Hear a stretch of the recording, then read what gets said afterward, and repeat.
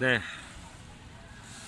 여기 보라카이는 이제 본격적으로 여름이 시작됐네요. 필리핀 여러분들 아세요? 우리 한국이랑 뭐 중국, 일본은 7, 8 두 달이 가장 덥지 않습니까? 근데 필리핀은 4월, 5월, 6월까지가 가장 덥답니다.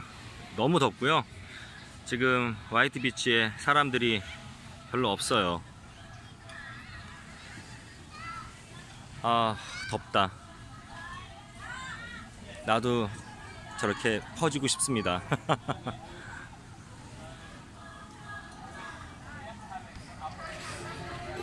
네, 안녕하십니까. 네, 20년째 해외에서 생활을 하고 있고 또 사업을 하고 있어요. 그리고 국제 결혼했습니다. 나름대로 해외 경험이 굉장히 풍부하다고 생각하는 유튜브계의 아이돌 아재, 국제 아재입니다.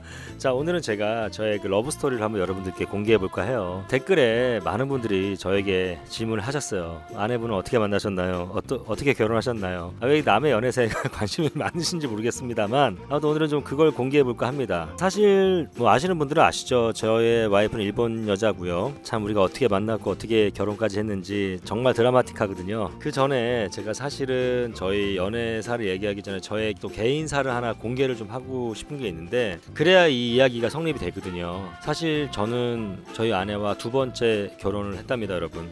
사실 한 번에 이혼의 아픔을 느낀 경험이 있는 사람이고요. 저희 아내는 놀라지 마세요. 쇼킹의 연속일 거야. 저보다 무려 18살이나 어립니다. 굉장히 운이 좋았고요. 여러분들도 세상을 뭐라고 해야 되나 이렇게 잘 살다 보면 모질지 않게 살다 보면 여러분들도 이렇게 저처럼 좋은 일들이 생긴답니다, 여러분들. 또 저와 가깝게 지내면서 좋은 일들이 많이 생길 거예요. 아무튼 제가 아내를 처음 만난 거는요, 보라카이에서였어요. 제가 여기서 식당을 했었거든요. 되게 멋진 괜찮은 웨스턴 레스토랑을 운영하고 있었고요. 그 친구가 혼자서 관광객으로서 저희 식당에 저녁 식사를 하러 혼자서 옵니다. 제가 딱 보는 순간에 첫눈에 반했어요. 혼자서 여자가 딱 들어오는데 제가 여러분들께 앞전 영상에도 말씀드렸는데 저는 여자를 볼 때 그 여자의 성격, 그 다음에 백그라운드, 뭐 직업, 뭐 학력 이런 거 절대 보지 않습니다. 피부색, 나이, 국적 이런 거 전혀 관계없고요. 저는 오로지 외모만 보거든요. 오로지 외모. 근데 그 외모라는 게 사실 여러분들이 이해를 해주셔야 되는 게 그냥 뭐 눈, 코, 입이 어떻게 어레인지먼트 되어 있느냐 그런 얘기가 아니에요. 그러니까 어떤 그 외모에서 전체적으로 풍겨 나오는 아우라가 있잖아요. 그죠? 이제 저도 나이가 내일 모레 50인데 이제 40 이상 되면 여러분들 이렇게 사람들 외모만 봐도 느껴지잖아요. 그 사람이 어떻게 살아왔는지. 안 그렇습니까? 그리고 또 40 이상 되신 분들은 자기 외모에 책임지라는 말도 있잖아요. 그러니까 제가 말하는 외모는 그런 외모예요. 예, 전체적으로 풍겨 나오는. 그래서 너무 물론 뭐 눈, 코, 귀, 입 그다음에 신체 비율 중요합니다만 근데 아무튼 너무나 저에게 아름다웠고 첫눈에 반했어요. 너무나 예쁜 여자가. 지금 생각해도 가슴이 떨리네요. 딱 저희 식당으로 들어오는 거예요.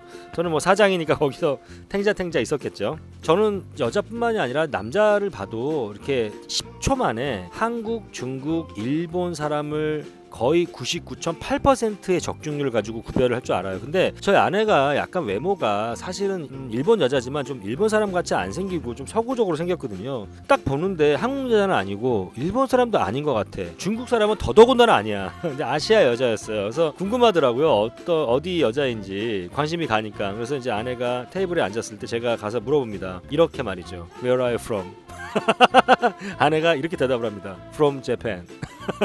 아무튼 그래서 일본 여자구나 알게 됐고, 전 솔직히 우리 아내랑 결혼하고 연애 이렇게 하기 전만 해도 일본 여자한테는 사실 관심이 없었어요. 오히려 저는 이혼하고 나서 오히려 사실 저랑 좀 피부색이 다른 다른 인종의 여자들에게도 관심이 많았었고, 아무튼 일본 여자들을 늘 이렇게 영상으로 자주 보니까 어찌됐건 관심이 없었는데 아무튼 일본 여자라고 해서 그런 줄 알았죠. 아무튼 그러면서 이제 제가 뭐 쓸데없는 질문들을 했던 것 같아요. 언제 이 보라카이를 떠나느냐. 아내 얘기가 내일 새벽 5시에 체크아웃을 하고 일본으로 돌아간다는 거예요. 새벽 5시에 출발한다는 거예요. 그 얘기를 딱 듣는 순간에 제 마음이 엄청 급해지는 거예요. 그래서 아내에게 그 당시에 뭐 음식도 그렇고 뭐 드링크도 그렇고 술도 그렇고 막 퍼줍니다. 그냥 공짜로 막 주고요. 그 대신 제가 이제 앉아서, 아내도 제 인상이 나쁘지 않았는지 이제 앉아도 되냐, 앉아도 된다 그래서 식사를 같이 하면서 한 2시간 가까이 되게 많은 대화를 했던 것 같아요. 근데 아무튼 여자가 일본 사람들이 좀 잘 영어 못하거든요. 근데 저희 아내가 영어를 굉장히 잘했어요. 그리고 저보다도 영어를 훨씬 잘하니까 그래서 너무나 대화도 재미있고 굉장히 설레이면서 너무너무 그 기분이 지금도 제가 그 당시를 생각하면 지금도 설레이는데 너무 좋았어요. 그리고 나서 이제 식사가 거의 끝날 때쯤 됐을 때 아내에게 물어보죠. 혹시라도 어떤 플랜이 있냐 마지막 날인데 그랬더니 아내는 플랜이 없다. 그냥 호텔에 일찍 들어가서 짐 꾸리고 빨리 이제 쉬고 내일 새벽에 나가야 되니까 그렇게 얘기하더라고. 제가 그때부터 이제 고단수의 작업에 들어가지요. 제가 뭐라고 얘기하냐면 보라카이 룰이 있는데 마지막 밤은 자는 게 아니다. 이게 보라카이 룰이다. 순진한 저희 아내는 제 작업 멘트에 걸려들기 시작합니다. 그러면서 내가 여기 굉장히 괜찮은 바나 클럽을 많이 아는데 기회가 된다면 너에게 소개시켜주고 싶다. 그래서 자지 말고 마지막 날인데 뭐 일본 가서 자면 되지 않냐. 비행기에서 잘 수 있고 그래서 같이 술 한잔 하고 싶다. 이런 식으로 얘기를 해요. 아내가 좀 생각을 하더니 저를 순순히 따라왔습니다. 그래서 그날 뭐 화이트비치에 한 4-5군데 바랑 클럽을 이렇게 돌면서 같이 술도 마시고 같이 놀기도 하고 이야기도 굉장히 많이 했어요. 그래서 새벽 한 4시쯤에 아내를 호텔에 바래다주고 같이 짐을 싸서 이제 아내를 보내죠.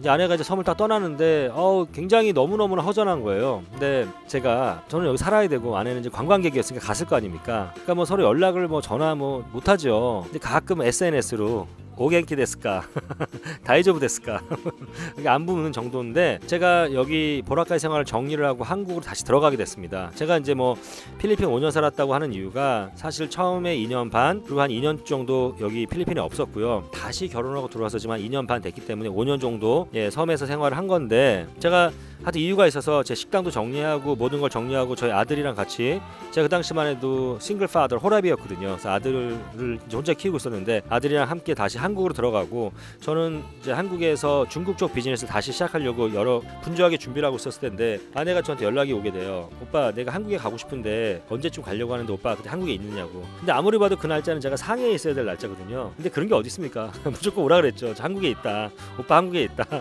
네, 아내가 한국에 오게 되고 그때부터 본격적으로 저희는 한국에서 데이트를 하면서 연애를 시작을 하게 됐습니다. 며칠을 아내와 재밌게 제가 운전도 해주고 제가 모든 걸 다 해줬죠. 재밌게 놀고 재미있는 시간을 보내고 아내를 딱 보냈는데 보내고 나니까 보라카이 때와 비교할 수 없을 정도로 그때보다 한 100배 정도 더 힘든 거예요. 그러니까 이 가슴이 여기가 뻥 뚫린 것 같고요. 여기 가슴이 진짜 마음이 아픈 게 아니라 이 가슴이 물리적으로 가슴이 아팠어요. 뭐 너무 아팠어요 여기가. 내가 이 여자를 이제 잡아야 되나 보다. 그리고 마흔이 넘어서도 이렇게 설레는 이런 감정이 드는구나 라는 걸 제가 느꼈습니다. 그 다음부터요 미친놈처럼 제 도쿄를 왔다 갔다 하게 돼요. 1년 동안 연애를 하는데 한 200일 정도 제가 도쿄에 있었던 것 같아요. 일본에 얼마나 많이 간지 아시겠죠. 한 20번 넘게 갔었고요.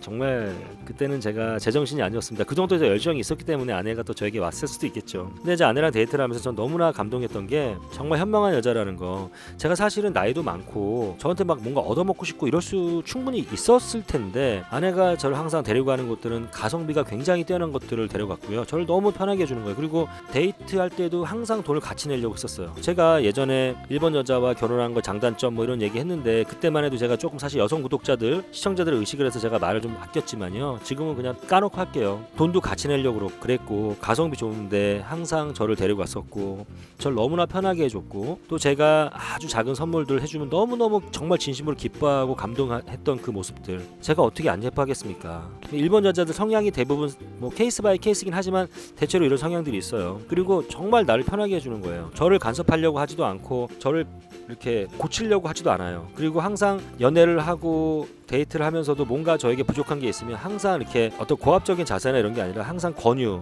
오빠 이렇게 하면 어떨 것 같아? 오빠 이렇게 행동하는 게 더 좋을 것 같아? 오빠는 담배를 끊는 게 더 좋을 것 같아? 이런 식으로 항상 권유를 하는 거예요. 그리고 사랑 싸움을 해도 한 번도 제 앞에서 단 한 번도 저는 뭐 한국 남자니까 뭐 싸울 때도 있죠. 물론 가끔 있었어요. 뭐 언성도 높이고 하지만 욱하는 성격에 단 한 번도 제 앞에서 소리를 내거나 언성을 높인 적이 한 번도 없습니다. 결혼 이후에도 지금까지도. 그리고 사실 저는 결혼식도 안 했습니다. 왜 안 했을까요?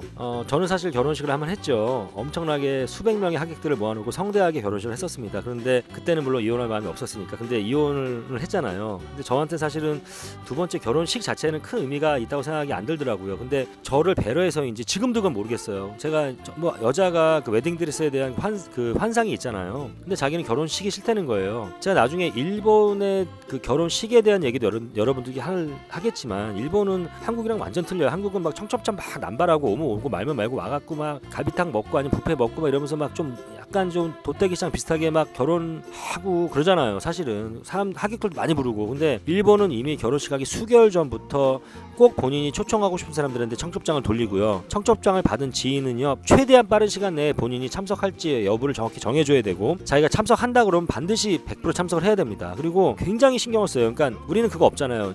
일본은요 테이블에 그 의자에 테이블마다 각자 다 이름이, 그러니까 내가 누굴 초대하면 이 사람이 어디에 앉을 것까지도, 그리고 이 사람이 양 옆에 앞에 이 테이블에 누구누구를 앉힐 걸지를 굉장히 고민을 많이 해서 가장 편안한 사람들 이렇게 위주로 앉힌단 말이에요. 그리고 하객들에게 전부 다 선물도 해주고 막 이래요. 하여튼간에 우리 한국에서 결혼을 준비하는 것보다는 정말 거짓말 아니라 10배 이상 더 신경을 써야 되는 게 맞습니다. 일본이요. 그러니까 일본에서 결혼하신 분들은 잘 아실 거예요. 그죠? 그래서 근데 아내가 그러는 거예요. 자기는 결혼 너무 머리도 아프고 귀찮고 하기 싫다는 거예요. 그리고 그 돈 가지고 차라리 오빠 여행 가자 그러더라고요. 저희 결혼식 안 했고요. 그냥 한국이랑 일본에 혼인신고를 했고, 한국에 혼인신고를 먼저 했거든요. 혼인신고한 날 저랑 아내랑 서울의 뭐 호텔에서 그냥 서로 호텔에서 분위기 내면서 그냥 신혼을 보냅니다. 그리고 나서 전 지금도 모르겠어요. 정말 저를 배려하기 위해서 결혼식을 하지 말자고 한 건지, 지금도 저는 결혼식을 했으면 하거든요. 근데 지금도 계속 싫다는 거예요. 자기는 귀찮다라는 거예요. 번거롭고, 그리고 그 돈이 아깝다고. 오빠 그 돈으로 다른 더 현실적으로 더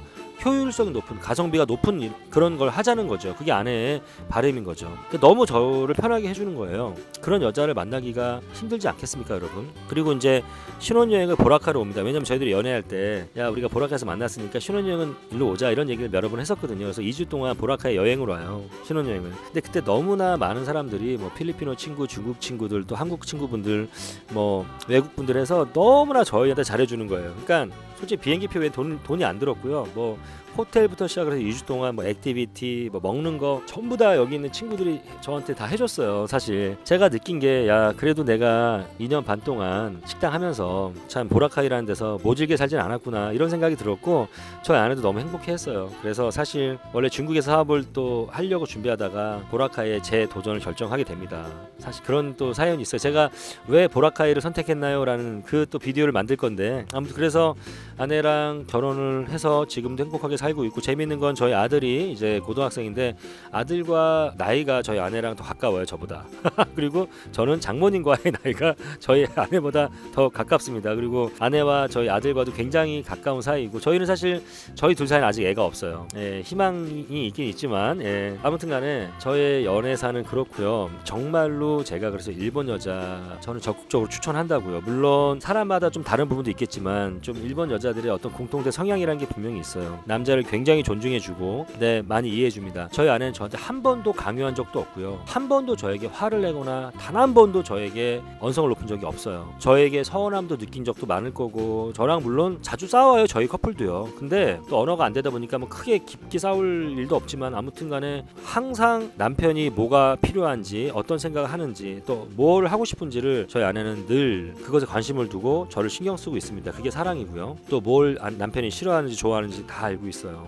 이런 여자를 만났으니 제가 어떻게 미친놈처럼 도쿄에 왔다 갔다 하지 않을 수가 있었겠습니까, 여러분? 그죠? 저는 굉장히 행복하고, 여러분들 혹시라도 제가 그래서 아무튼 뭐 결혼에 대한 얘기, 또 사실 이혼에 대한 얘기, 뭐 재혼에 대한 얘기, 이런 얘기들도 할 얘기가 참 많아요, 저한테.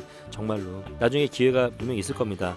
아무튼 저의 연애에 대해서 여러분들이 많이 궁금해 하시길래 제가 오늘은 저의 러브스토리를 들려드렸고요. 그래서 저의 일본인 아내를 만났고 지금 행복하게 잘 살고 있습니다. 뭐 구독자 찾아 산말이 할 때도 저 가급적이면 아내를 대동할 계획을 갖고 있어요. 여러분들 저에게 숙식 제공하신다는 분들 저 혼자 갈 확률보다는 저희 아내와 같이 갈 확률이 많으니 그 염두에 두십시오. 식비 2배로 들어갑니다, 여러분. 아무튼 간에 오늘은 하여튼 저의 러브스토리, 결혼하기까지 이야기를 여러분들께 공개를 했고요. 저의 삶의 일부분을 또 여러분께 공개를 했네요. 오늘 얘기가 여러분들 괜찮았으면 좋아요와 구독 눌러주시고요. 얘기가 지루했다 그러면 싫어요 눌러주셔도 됩니다. 아무튼 저는 아내를 사랑하고요. 아이시대로. 그리고 이제 아내와 함께, 사랑하는 아내와 함께 제가 죽는 그날까지 열심히 사랑하고 일하고 의미 있는 일을 하면서 그렇게 살고 싶습니다. 다시 한번 미천한 저를 이렇게 식구로 맞이해 주신 장희 장모님께도 너무나 감사드리고요. 사실 저희 장모님도 굉장히 집안이 좋으세요. 그러니까 저희 장인 어르신은 이제 한국으로 치면 이제 중견 건설 회사에 이제 간부시고, 그리고 저희 장모님은 음악 선생님이세요. 그리고 저희 아내도 결혼하기 전까지는 굉장히 일본을 대표하는 뭐 엔터테인먼트 회사에서 영화 관련된 일을 하는 굉장히 장래가 촉망되는 매니저였었고 저 만나서 지금 섬에서 이러고 생활하고 있지만 아무튼간에 저희 열심히 지켜봐 주시고요. 언젠가는 소망이 있는 건 이건 뭐 조금 다른 이야기인데 저는 아내랑 좀 이렇게 영상을 같이 찍고 싶거든요. 그리고 이렇게 왜 뭐 한일 커플도 요즘 많잖아요. 무슨 국제 커플도 많은데 뭐 커플이 주로 테마가 아니어도 저희 아내와 케미컬이 막 좋은 케미가 넘치는 그러한 영상들을 많이 찍고 싶은데 저희 아내가 굉장히 좀 쑥스러움이 많고 그리고 좀 일본 여자에게 좀 특이한 그게 있어요. 일본 사람이. 그래서 오빠가 유튜버로서 활동하는 거는 자기는 적극적으로 찬성하고 지지하나 본인은 영상에 나오고 싶지 않다고 얘기하더라고요. 그래서 가끔 이제 인서트로 가끔 나오긴 하지만 언젠가는 우리 아내와도 한번 이렇게 같이 저와 동등한 입장에서 이렇게 같이 영상을 또 찍어서 여러분들께 그 영상을 보여드리고 싶은 그런 마음도 있습니다. 아무튼 네, 오늘 여기까지 할게요. 지금도 옛날 생각하니까 가슴이 설레입니다. 오늘 집에 가서 또 아내를 많이 또 예뻐해 줘야 될 것 같습니다. 네, 이상 국제아지였습니다. 감사합니다.